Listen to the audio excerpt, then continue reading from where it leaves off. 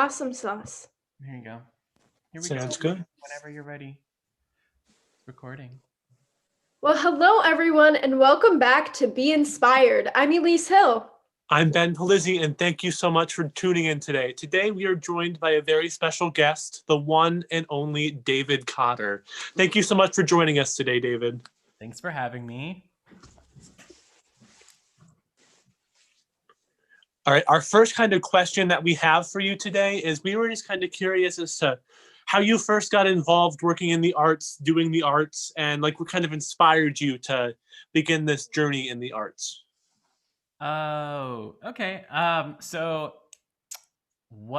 how did I start? Okay, so my mom is like a big music aficionado, and by that she doesn't think she can sing. She was told as a little kid that she couldn't sing by someone who worked at she went to a Catholic school, and so the nun told her not to sing, and so she's afraid of singing. But we always had music playing in my house, like lots of pop music playing in our house.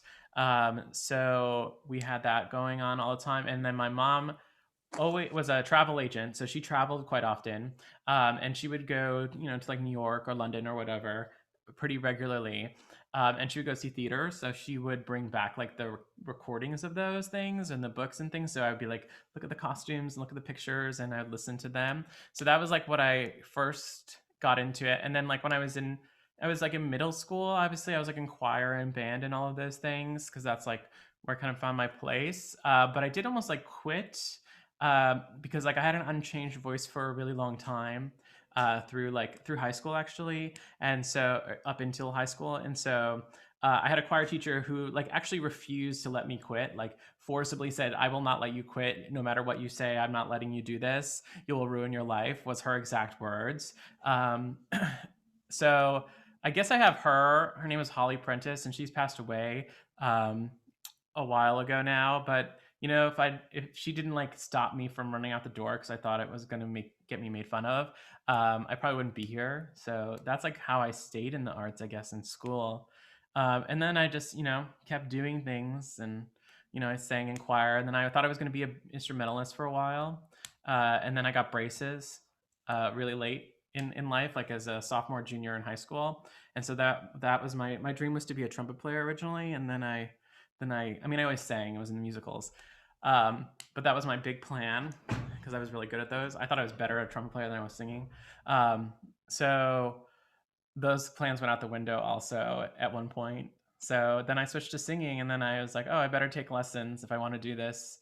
So I started taking lessons, and later, like a junior and senior in high school, and here I am now. Just kept doing the next thing was put in front of me.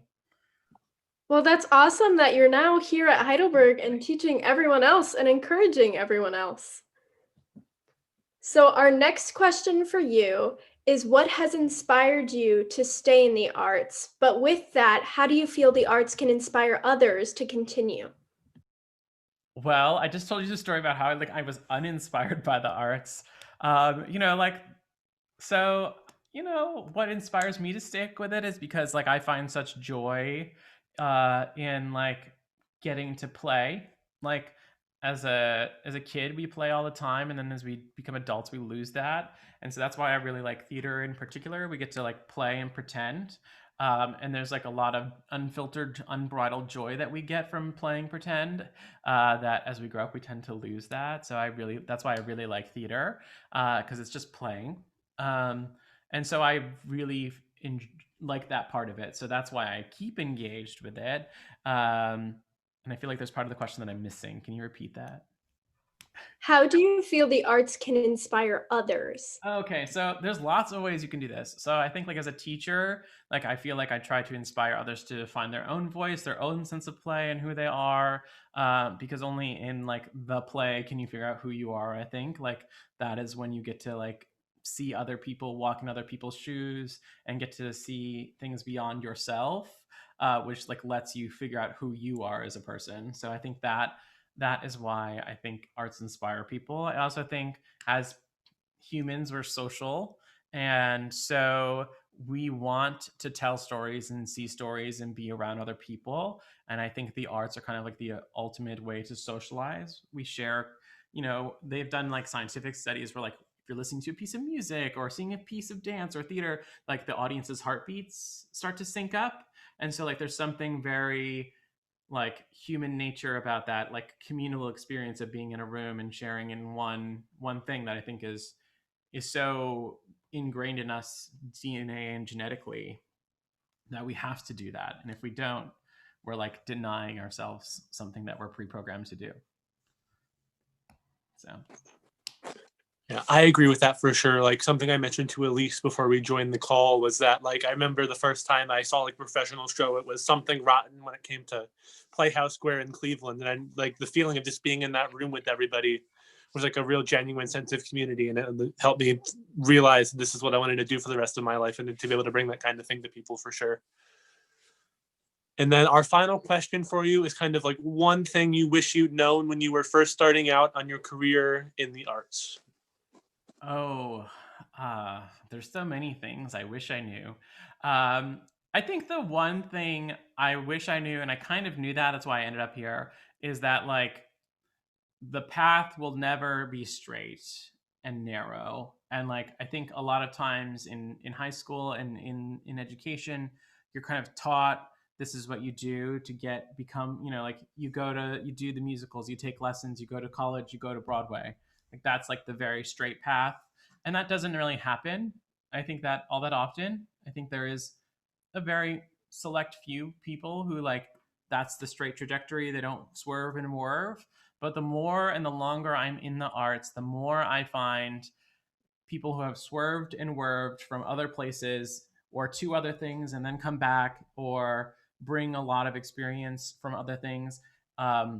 They are actually, I find, the more successful and more interesting kind of artists. So I think, not being afraid to like do things that are non-artistic and take things that are not like looking like the direct path to where I have this ideal image of where I'm going.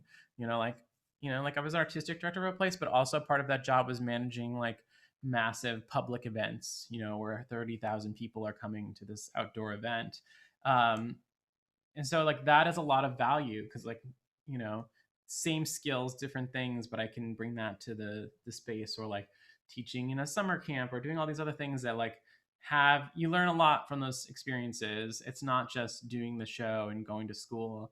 And I think those things can enrich your experience just as much as like I have to go to this audition and get on this tour and go to this dance class. I think there are lots of places you can swerve and swerve and build lots of other experiences that make you a more well-rounded human being as well as a well-rounded artist as well. So